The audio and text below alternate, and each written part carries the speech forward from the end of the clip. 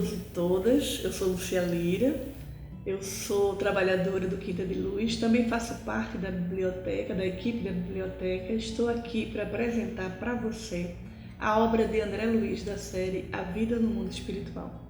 Essa obra é composta por 13 livros. Eu vou ler para você quais são e o ano da sua publicação. O primeiro livro foi Nosso Lar, publicado no ano de 1944. O segundo livro, Os Mensageiros, também publicado em 44. O terceiro, Missionários da Luz, em 1945.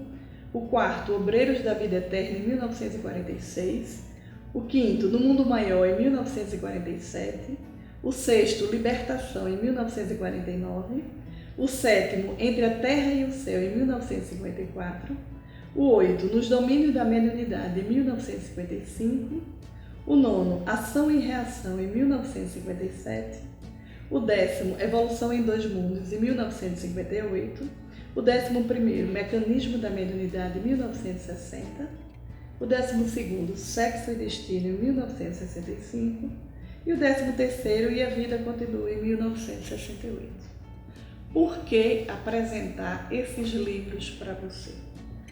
André Luiz, na sua obra, ele vem levantar o véu que encobria as realidades espirituais. Então, o que tornou a sua obra única e revolucionária. E eu tenho certeza que quando você estiver lendo, você vai se surpreender com a quantidade de informação e a riqueza de detalhes que ele apresenta capítulo a capítulo. Então, é uma obra para todos. Mas eu gostaria de fazer alguns recortes, alguns olhares que podemos ter sobre essa obra. Primeiro, por exemplo, se você é um iniciante no Espiritismo, se você é o público em geral, provavelmente você vai pegar essa obra e vai ler como se fosse um romance espírita, aquele que emociona a gente. Mas se você já é um trabalhador espírita mais antigo, você vai encontrar pontos de filosofia, da doutrina, quando aborda a lei de causa e efeito, a reencarnação. É uma obra também extremamente reveladora no campo da ciência. E aí entra o nosso terceiro olhar. Sabe aquele olhar mais profundo do médico, do cientista, do pesquisador? Décadas depois, eles conseguiram comprovar as antecipações e os conhecimentos apresentados na obra de André Luiz, classificando-a como visionária. No Brasil, nós temos a AME, Associação Médico Espírita, que faz pesquisas até hoje, pesquisa científica sobre os livros de André Luiz. No exterior, também existem alguns países que têm associação espírita, a AME, que também faz esse tipo de pesquisa. Então, é um livro plural, é um livro que vale a pena realmente ser conferido.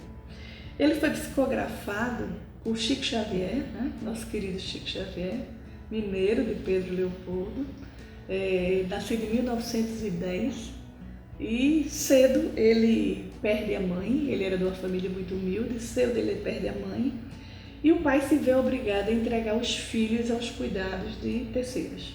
E ele segue para a casa da madrinha, que sofre muito maus tratos. Nesse período também, ele tem a sua primeira experiência mediúnica.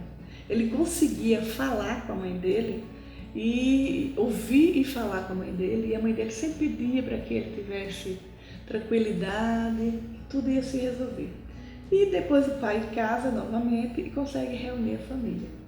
Em 1927, com 17 anos, ele faz a sua primeira reunião espírita pública com psicografia. E aí ele não para mais. Na década de 50, eram mais de 50 livros psicografados. Na década de 70, mais de 100. Na década de 80, para vocês terem uma ideia, psicografava 14 livros ao ano. O total foi de mais de 430 obras, com mais de 30 milhões de cópias. Todos os recursos arrecadados com a obra era para as atividades, com a venda dos livros, era para atividades sociais. Ele também, além de psicografar, ele tinha intensas atividades sociais.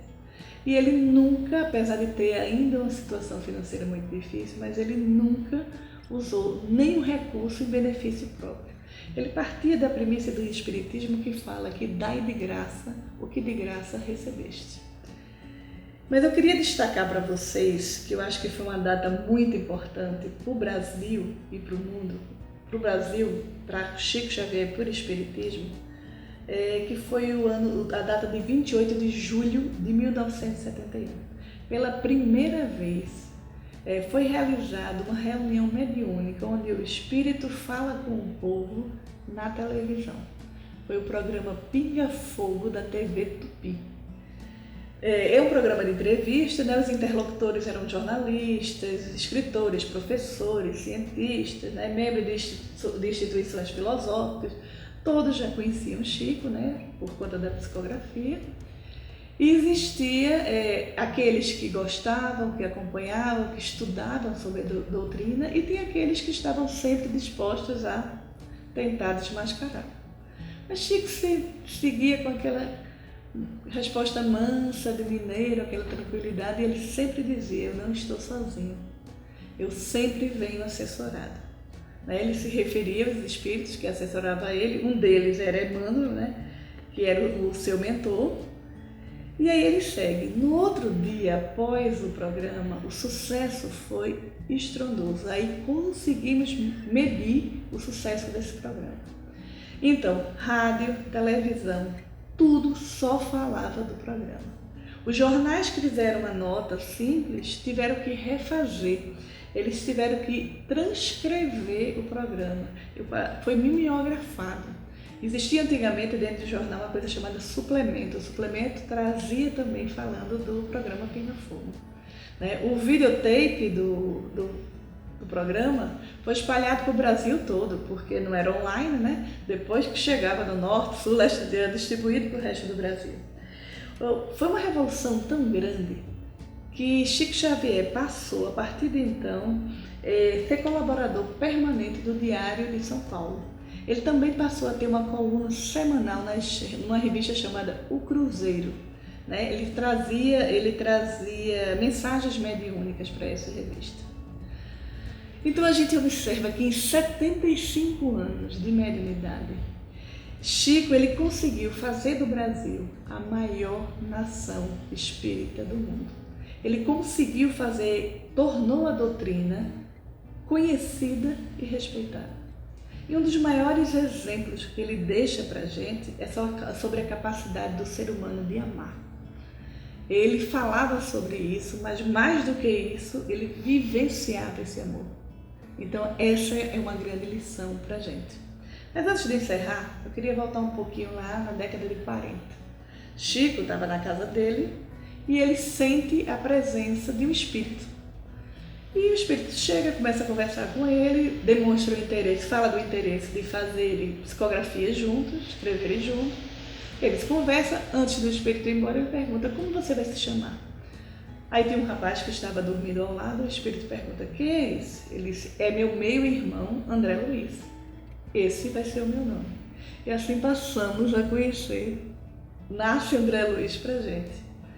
E depois desse episódio, que ele aplica o nome, aí vira-se uma especulação muito grande. Sim, quem foi André Luiz? Você lendo a obra, você tem uma ideia.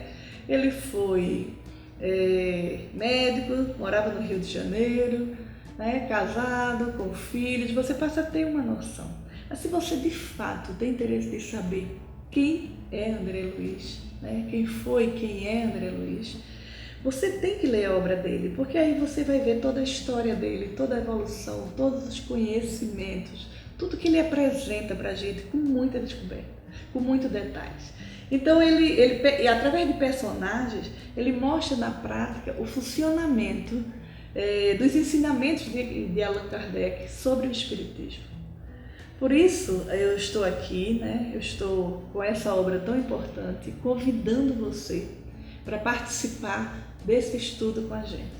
A partir de hoje, a cada 15 dias, estaremos aqui apresentando uma obra, um livro dessa obra de André Luiz, da série A Vida no Mundo Espiritual.